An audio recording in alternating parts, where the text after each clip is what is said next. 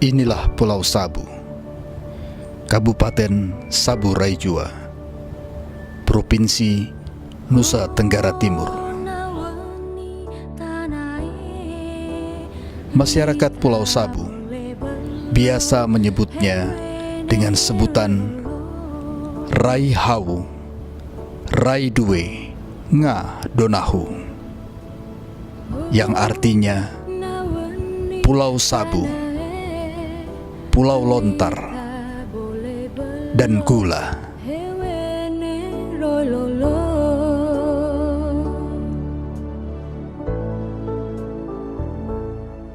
Mata pencarian utama masyarakat Pulau Sabu adalah menyadap lontar dan memasak gula. Sementara bertani dan nelayan merupakan pekerjaan sampingan masyarakat Pulau Sabu.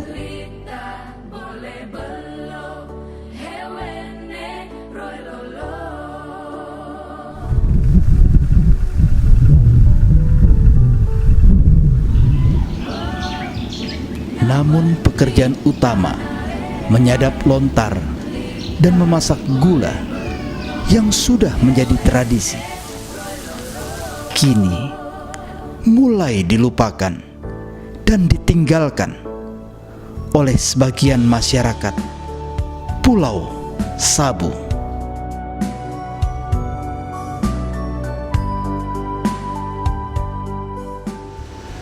Gula sabu merupakan makanan alternatif masyarakat Pulau Sabu.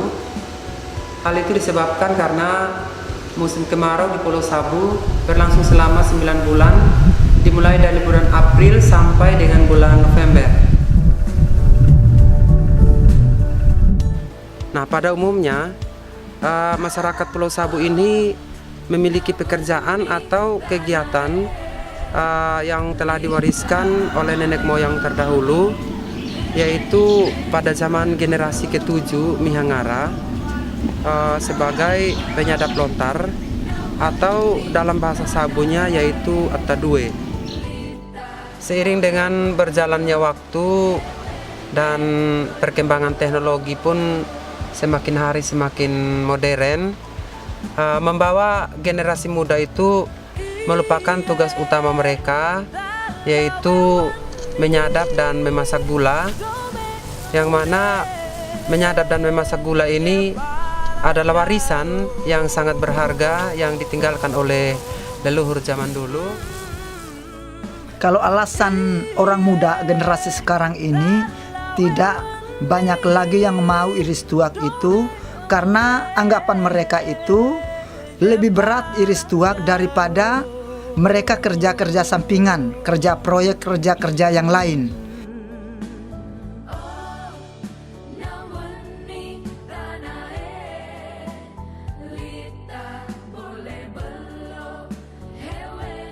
Saya menyadap nira lontar merupakan pekerjaan yang sangat bersiko, dan juga untuk memasak nira tersebut memerlukan waktu yang cukup lama, sekitar 2-3 jam. Dan saya pribadi tidak tahu cara menyadap nira, karena nelayan itu lebih mudah dan harga jual ikan di Sabu lebih tinggi daripada menyadap nira, dan hasil gulanya tidak terlalu tinggi.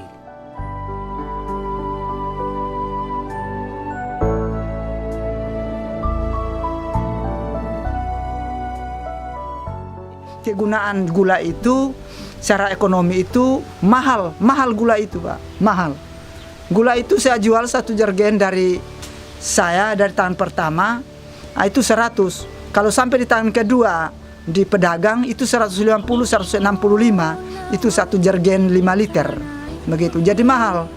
Jadi hasil kalau saya kerja full, kalau sudah musim GP tuak itu sepertinya bulan-bulan September, Oktober, November, 3 bulan itu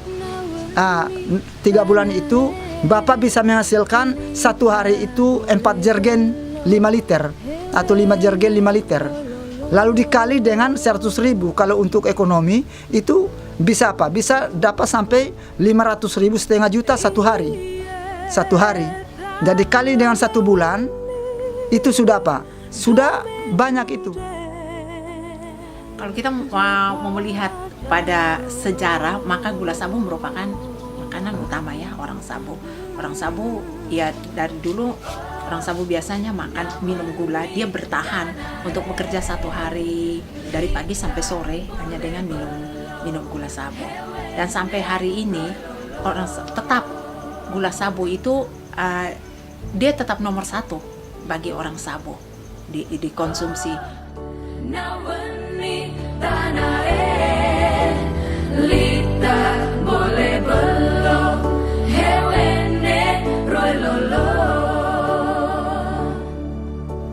Dalam membuat gula sabu, hal utama yang harus dilakukan adalah menyadap pohon lontar. Pohon lontar merupakan sumber penghasil air nira yang kemudian dimasak untuk menjadi gula sabu. Proses menyadap lontar diawali dengan mengapit mayang lontar untuk menghasilkan air nira. Kemudian memotong mayang lontar agar air niranya keluar. Selanjutnya menyiapkan hai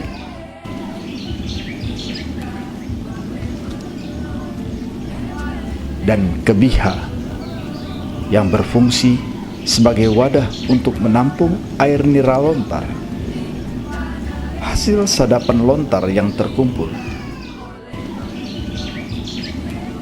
kemudian dibawa pulang ke rumah untuk mulai diolah. Air nira dituang ke dalam periuk,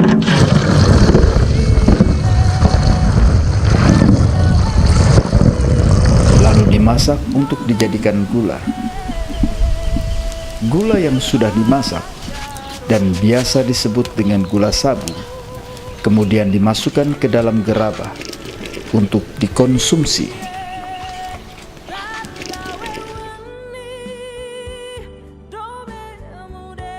Sabu juga bermanfaat untuk pengawet makanan. Pengawet makanan itu biasanya tradisi di Sabu ini yang makanan yang ada di Sabu dari dulu kalau sampai sekarang masih utuh, yaitu putu, bolepa dengan tergu, buah pergu. Itu diawetkan oleh gula. Gula sabu juga dapat dirubah. Gula itu menjadi gula semu, bisa juga jadi gula lempeng, habis itu bisa juga jadi kecap. Habis itu uniknya gula, agak beda gula sabu dengan gula-gula lain. Bukan begini, gula sabu itu dia dimasak sampai memang dapat gulanya dan kental. Habis itu semakin lama disimpan, semakin enak, semakin bagus. Begitu. Kalau yang lain itu saya bukan menyalahkan juga, tapi yang lain itu ini perbedaan pada nilai rasa, kadang-kadang asam dan berbuih. Bisa-bisa juga kita mencret. Gula sabu itu bagi orang Sabu itu sangat penting, dan kami memang secara klinis, secara medis itu belum bisa, kami sendiri tidak tahu dan belum ada yang meneliti itu secara baik. Tapi pengalaman bukan kami orang Sabu meyakini dan pengalaman membuktikan kepada kami bahwa bertahun-tahun itu kami makan gula setiap hari. Bagaimanapun biar kami makan apa saja, tetap kami harus minum gula sabu. Tapi kami tidak ada orang Sabu yang sakit gula karena menggula sabu. Dalam setiap masakan kami itu paling tidak campur gula sabu, karena gula sabu itu rasanya itu beda. Bukan karena saya orang Sabu, tapi saya besar di Kupang, saya sudah coba ganti dengan gula tebu. Kalau masak pakai gula tebu, gula pasir itu dia manisnya itu beda.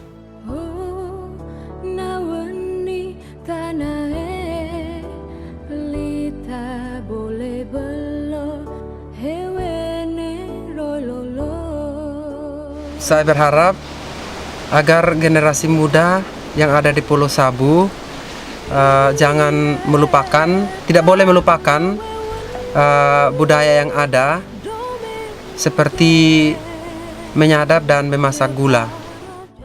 Harapan saya sebagai camat dan sebagai pemerintah, supaya kami harus bersatu padu untuk memotivasi generasi muda dan menjanjikan bahwa ini adalah salah satu lapangan pekerjaan yang mau kita bawa supaya budaya itu jangan hilang, harus kembali.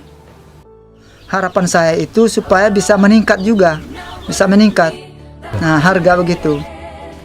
Sebagai orang Sabo, kami punya semboyan kemanapun kami pergi, itu yang selalu diingatkan oleh orang tua kami bahwa rai hau, rai due ngadonaho, rai ohutewuni ya. Artinya bahwa tanah Sabo, tanah tuak dan gula, tanah tempat kami dilahirkan, tempat kami dibesarkan.